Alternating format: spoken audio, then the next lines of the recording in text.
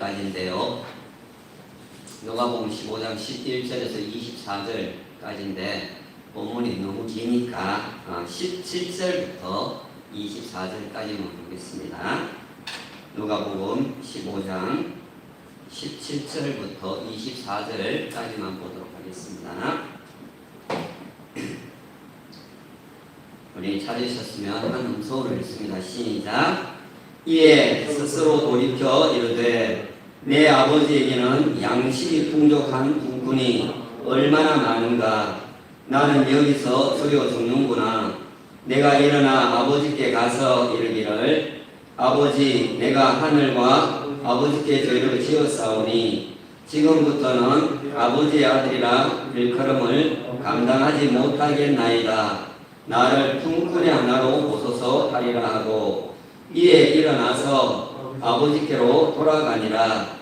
아직도 거리가 먼데 아버지가 그를 보고 측은히 여겨 달려가 목을 안고 입을 맞추니 아들이 이르되 아버지, 내가 하늘과 아버지께 죄를 지었사오니 지금부터는 아버지의 아들이라 일컬음을 감당하지 못하겠나이다 하나 아버지는 종들에게 이르되 제일 좋은 옷을 내어다가 입히고 손에 가락지를 띄우고 발에 신을 신기라. 그리고 살찐 송아지를 끌어다가 잡으라. 우리가 먹고 즐기자. 이 내 아들은 죽었다가 다시 살아났으며 내가 잃었다가 다시 얻어노라 하니 그들이 즐거워하더라. 아멘. 오늘 또 예배 자리에 나오신 한 분 한 분을 주님의 이름으로 사랑하고 또 환영하고 축복합니다. 또 영상을 통해서 예배 자리에 함께 하시는 분들도 주님의 이름으로 축복합니다. 9월의 말씀 주제는 소망을 주제로 해서 계속 말씀을 나누고 있습니다.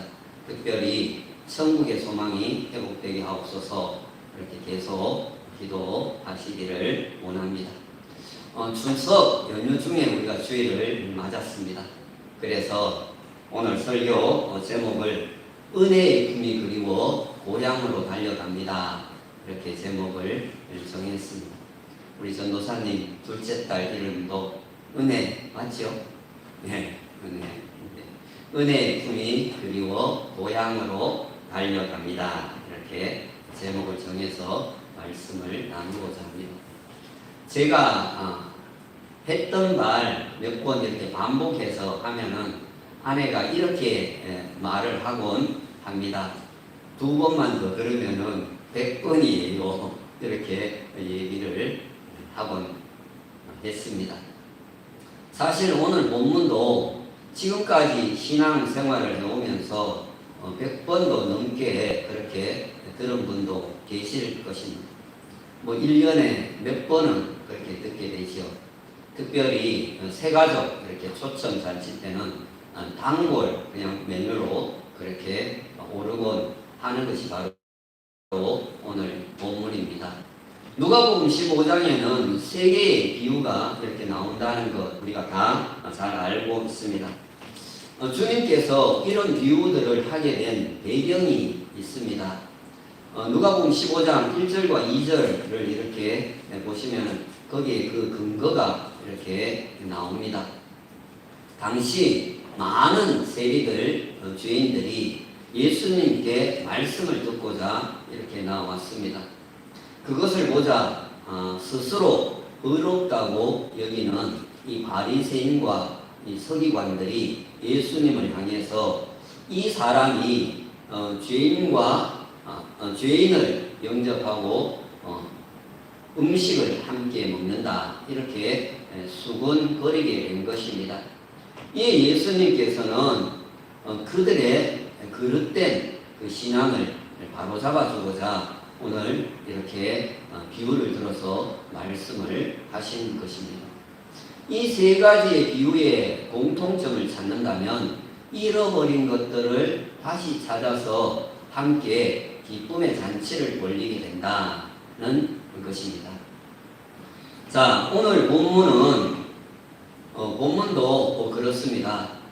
죄인이었던 둘째 아들이 집을 나갔다가 돌아온 이야기고 그를 맞아준 사랑 많은 아버지에 대한 이야기고 더 나아가서는 모두가 함께 기뻐서 잔치를 한 이야기가 바로 오늘 본문의 내용이 됩니다.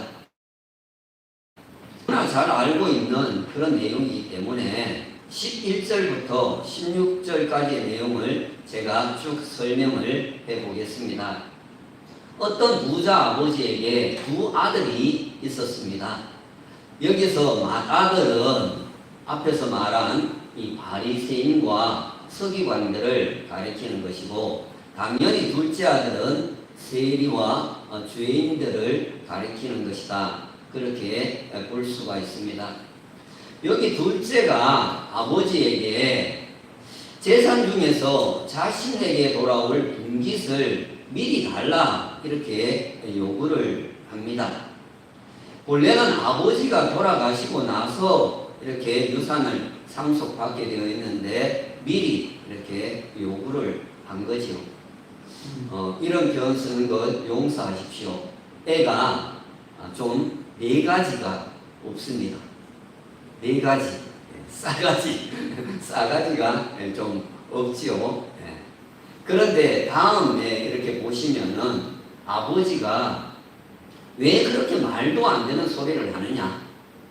도대체 어디에다 쓰려고 그러느냐? 그렇게 묻지도 따지지도 않고 그 살림을 각각 이렇게 나누어 줍니다. 졸지에 형도 동생 때문에 유산을 미리 이렇게 물려받게 된 것입니다. 자, 그런데 며칠이 이 재산을 물려받고 난 뒤 며칠이 지나지 않아서 이 아들, 둘째 아들은 그 모든 재물을 몽땅 모아가지고 먼 나라로 떠납니다. 그는 아마 집이 지긋지긋했던 것 같아요. 아버지의 간섭이 싫었던지 아니면 뒤에 보면은 형이 농사를 짓고 이렇게 밭에서 일을 하다 돌아오는 것을 볼 수 있는데 농사 짓는 것이 싫었는지 어쨌든 이 집이 지긋지긋했던 거예요. 이놈의 집구석 이렇게 된 거지. 자, 그런데 그는 먼 나라에 가서 허랑방탕한 생활로 그만 그 많은 재산을 다 탕진을 하고 말았다라는 거예요. 청혼의 꿈을 품고 고향을 떠났으나 타향에서 온갖 세상 유혹을 받아서 타락했다.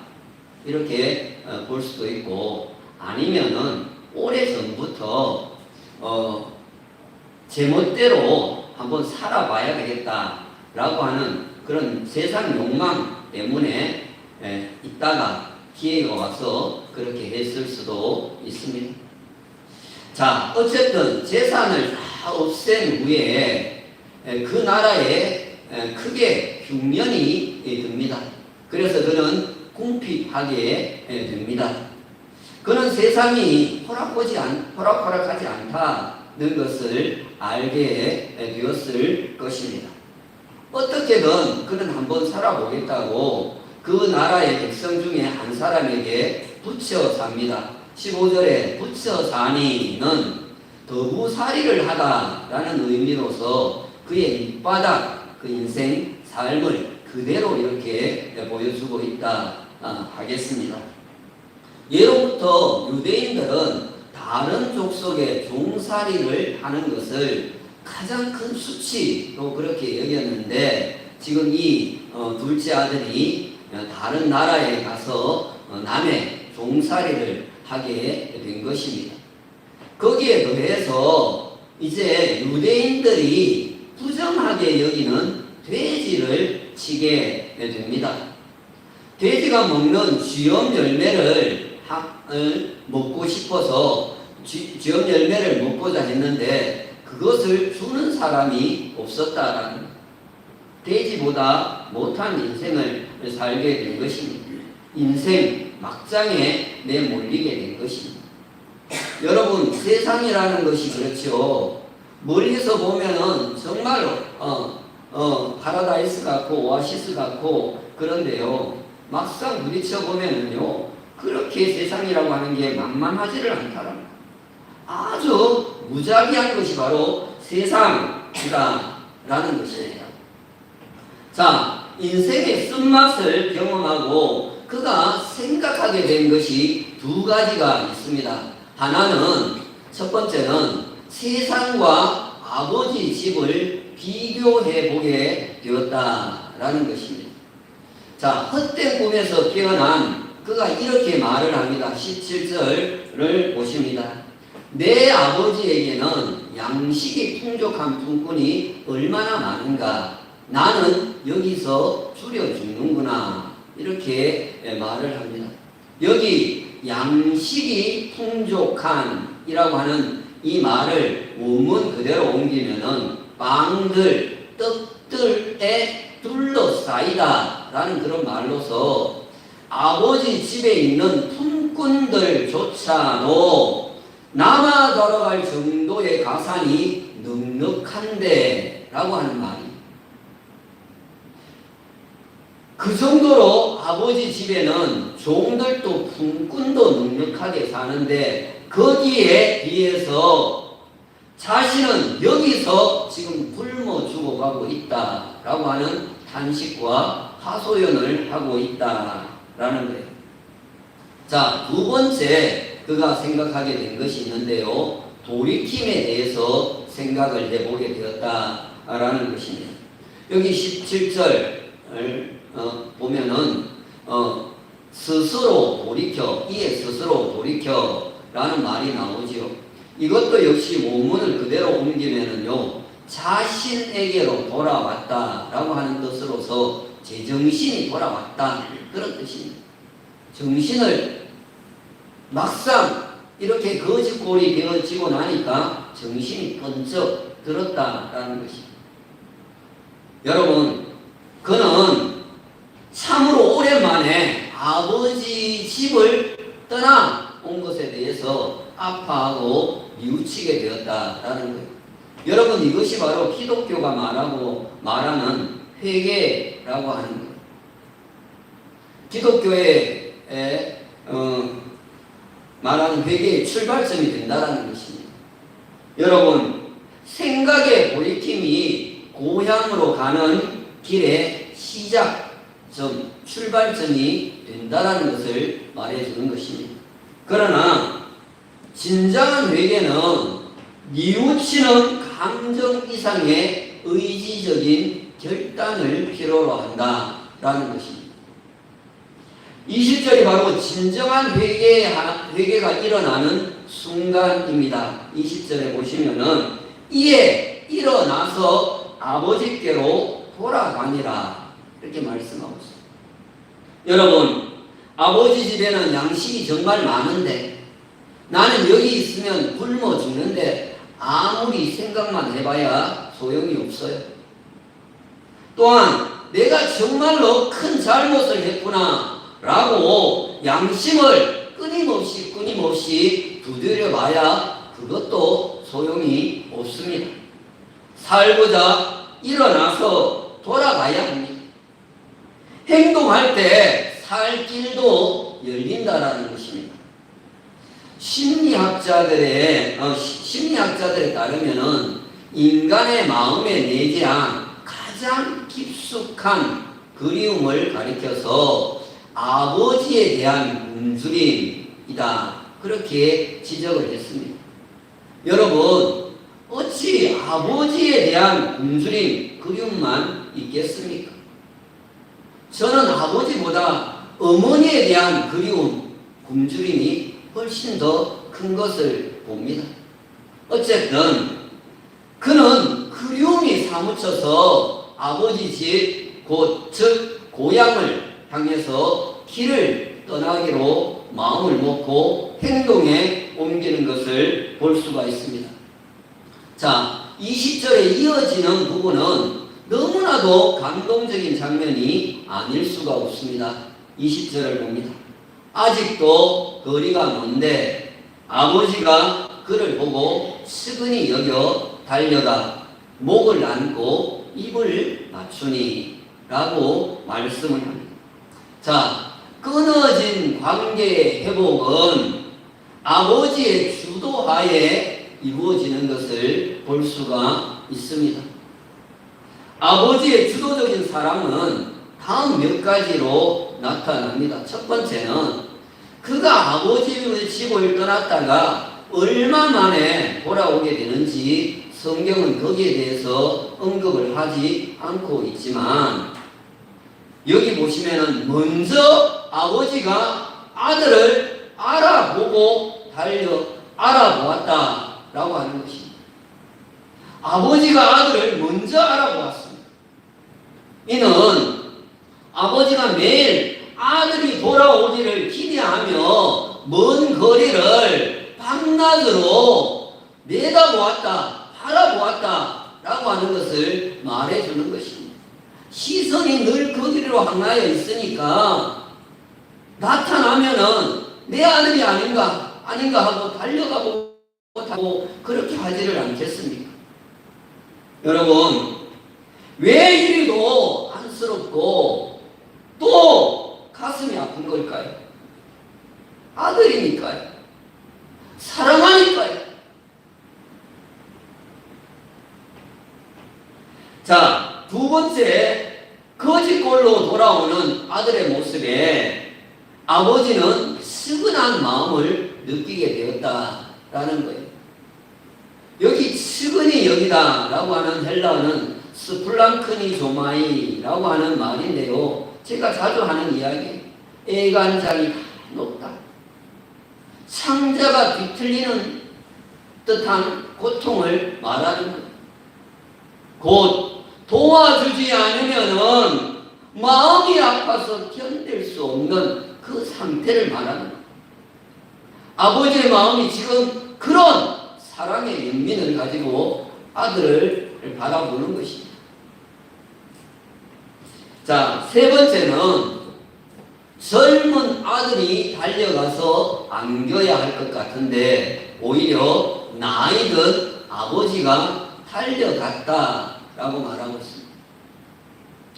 나이 든 동양인인 경우에는 아무리 급한 일이 있어도 달려가지 않는 것이 보통인데, 여기 비유의 아버지는 그 모든 자신의 품위가 떨어지는 것도 개의치 않고 행동으로 옮기는 것을 볼 수가 있습니다.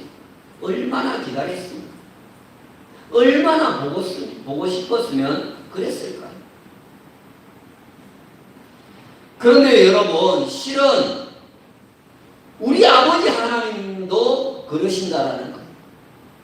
우리 인간은 하나님께 나아가는 것이 너무나도 천천히 더디게 나아가지만, 회개한 인간에게 하나님 아버지께서는 급히 달려오셔서 긍휼을 베푸시고 은혜를 베풀어 주신다라는 것입니다. 네 번째로, 아버지가 달려가서 아들에게 입을 맞추었습니다. 여기 입을 맞추었다라는 것은 무조건적인 용서를 말해주는 것입니다. 용서해놓고 기다리고 용서하면서 맞아주는 것입니다. 아마도 아버지는 더럽고 냄새나는 그에게 아이고 이 가여운 내 새끼, 아이고 이 귀여운 내 새끼, 그렇게 하면서 수없이 얼굴에다가 입을 맞추었을 것입니다. 이는 돌아온 아들에 대한 아버지의 기쁨을 그대로 드러내주는 그런 행위가 되는 것입니다. 여러분, 돌아오면 아버지의 사랑을 받습니다. 자, 이제 한 걸음 더 나아가서 고향집에서는 아들을 위한 회복과 새 출발의 축복이 이루어지는 것을 보게 됩니다. 22절과 23절을 보시면은 아버지는 종들에게 이렇게 말을 합니다. 제일 좋은 옷을 내어다가 입히고 손에 가락지를 끼우고 발에 신을 신기라. 그리고 살찐 송아지를 끌어다가 잡으라. 우리가 먹고 즐기자. 이렇게 얘기를 합니다. 여러분, 우리는 둘째 아들이 집을 아버지 집을 떠났을 때의 모습을 한번 떠올려 볼 필요가 있습니다. 아마도 이 둘째 아들은 그렇게 많은 유산을 물려받아서 아마 고향을 떠날 때는 제일 좋은 옷을 입었고 나갔을 거예요. 또 손에는 금으로 된 번쩍거리는 그런 금반지를 끼고 나갔을 것이다. 또 발에는 최고 비싼 나이스 같은 그런 신발을 신고 나갔을 것이다. 그런데 아버지 집으로 돌아올 때에는 하나도 남아있지를 않았다라는 거예요. 그 집골로 온 거예요. 그런데 오늘 아버지는 제일 좋은 옷을 내어다가 입히고 손에 가락지를 끼우고 발에 신을 신기고 송아지를 잡아서 잔치를 벌리도록 했다라는 거예요. 이 모든 것은 회복을 말씀하고 있는 것입니다. 품꾼이나 종들과 완전히 다른 아들로서의 회복을 시켜주고 있는 거예요. 집 떠나기 전에 본래의 모습대로 회복시켜주고 있는 것입니다. 그 어느 누구도 무시할 수 없도록 그렇게 회복을 시켜주신 것입니다. 아들로서의 새 출발할 수 있도록 그렇게 해주고 있다라는 것입니다. 자, 그리고 여기에 송아지라고 하는 말이 나오는데요. 헬라 원문으로 보면은요, 정관사, 톤이라고 하는 관사가 붙어 있습니다. 이것은 바로 그 송아지라고 하는 말로서 아들이 돌아오면은 아버지가 잡으려고 준비된 것이었다라고 하는 것을 우리는 알게 된다라는 거예요. 이는 아버지가 아들에 대한 믿음과 사랑, 끊임없는 사랑을 가지고 있었다라는 것을 말씀해 주고 있는 거예요. 언젠가는 그가 성공하든 실패하든 훨씬 더 실패할 확률이 많지만 아들은 반드시 돌아온다라는 것을 아버지는 믿고 사랑으로 기다리고 있었다라는 것을 바로 이 그 송아지라고 하는 말 속에서 우리는 알게 된다라는 거예요. 우리가 옛날에 추석 명절이나 설 명절에 설 명절 같은 분위기가 지금 연출이 되고 있는 것입니다. 그런데 이 잔치날은 정해진 날이 아니라 아들이 돌아옴으로 만들어진 축제 날이 되었다라는 거예요. 우리가 지키는 추석이나 설 명절은 정해진 거예요. 그런데 오늘 본문의 이 잔치는 아들이 돌아옴으로 만들어진 축제의 날이었다라는 거예요. 오늘 탕자들은 시편 107편 30편의 말씀대로 바라는 항구, 즉 소망의 항구로 돌아왔다라는 것입니다. 여러분, 세상에는요, 냉기가 있었습니다. 그러나 아버지 집에는 온기가 있습니다. 세상에는 냉대가 있었습니다. 그러나 아버지 집에는 환대가 있었습니다. 세상에는 궁핍함이 있었습니다. 그러나 아버지 집에는 풍족함이 있습니다. 세상에는 몸과 마음과 시간과 물질의 낭비가 있었습니다. 그러나 아버지 집에는 아들이 돌아옴으로 말미암아 아버지의 끝에는 없는 그 사랑의 낭비가 있습니다. 세상에는 마르지 않는 눈물이 있었습니다. 그러나 아버지 집에는 아들을 위한 패키지 선물이 준비되어 있습니다. 그리고 아버지의 용서와 자비와 긍휼과 은혜가 있습니다. 오늘 이 본문 말씀은 바리새인들과 서기관들이 가지고 있었던 율법의 행위로도 구원을 받을 수 있다라고 하는 이 사고와 사상에 대해서 주님께서는 오직 은혜로만 구원이 가능하다라고 하는 것을 선포하고 있다라는 것입니다. 첫째 아들처럼 집에서 아버지의 말씀을 잘 따르고 열심히 노력하고 의롭게 살아서 구원이 되는 게 아니고 오직 은혜로만 구원이 가능하다라는 것을 말씀하고 있는 것입니다. 자, 그렇다면 오늘 본문에 나오는 이 둘째 아들에게 어떤 은혜가 이 둘째 아들은 어떤 은혜를 누려왔고 어떤 은혜를 누리고 있는가 하는 것을 몇 가지로 생각을 해보겠습니다. 첫 번째는 부자 아버지 아들로 태어난 것이 은혜였다라는 것입니다. 사실 우리 여기 있는 우리 모두에게는 이미 불가능한 일이 되는 것이지만요, 여러분 다시 태어날 수 있다고 한다면은 다 부잣집의 아들, 딸들로 태어나고 싶어 합니다. 부자가 다 로망입니다. 부자가 다 소망입니다. 어제 젊은 사람들이 그래요. 열심히 돈 벌어서 평생 일하지 않고 노년에 먹고 살 수 있는 것, 자기 마음대로 하면 살 수 있는 것, 그게 최고의 로망, 소망이다. 그렇게 얘기를 합니다.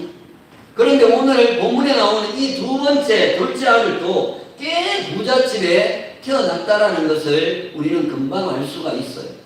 무엇을 통해 알 수 있습니까? 많은 품꾼들을 부립니다. 종들도 많이 데리고 있는 것을 보게 됩니다.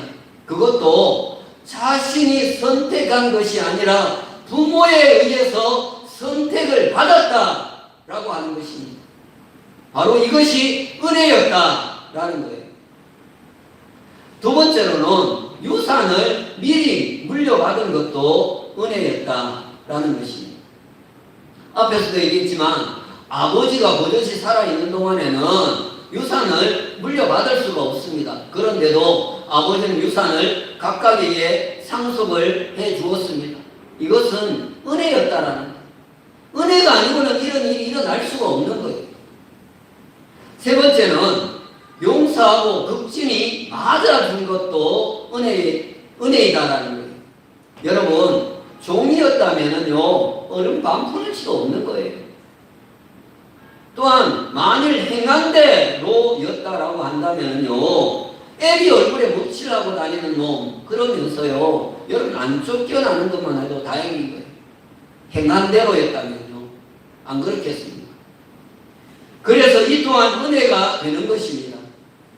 네 번째는 기쁨의 잔치를 베풀어 준 것도 은혜이다라는 것입니다.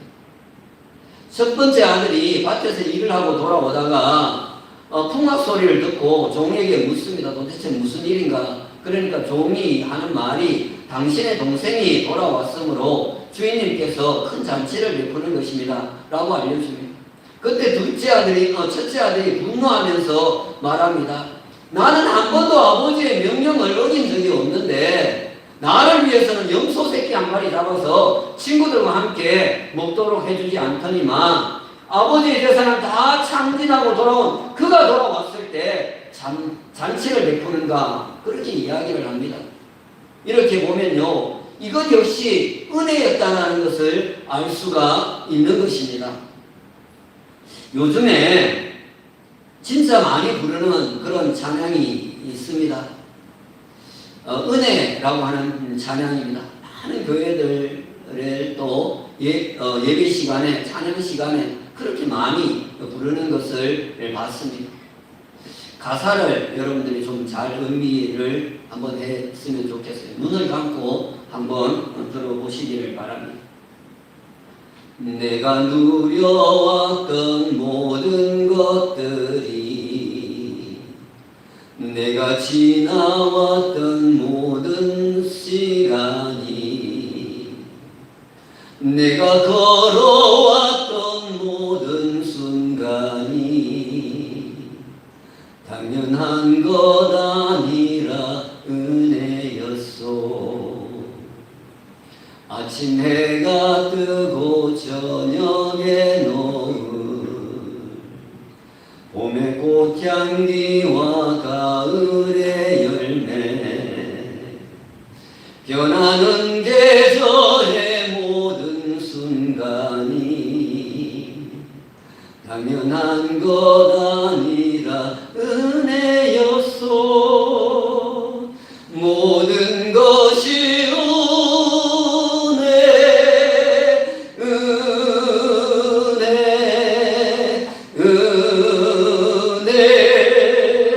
한없는 은혜.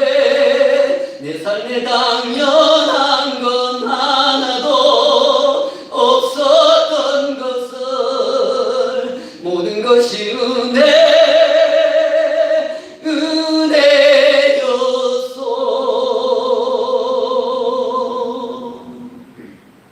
여러분, 내가 하나님의 자녀로 택함받은 것 은혜입니다. 내가 하나님의 나라를 유업으로 미리 받은 것 은혜입니다. 자녀답게 못 사는 것에 대한 나에 대해서 한없는 용서를 베풀어 주는 것도 은혜입니다.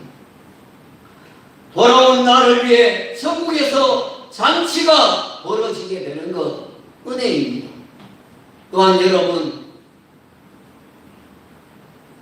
벌거벗은 우리가 예수 그리스도로 옷 입은 것 은혜입니다.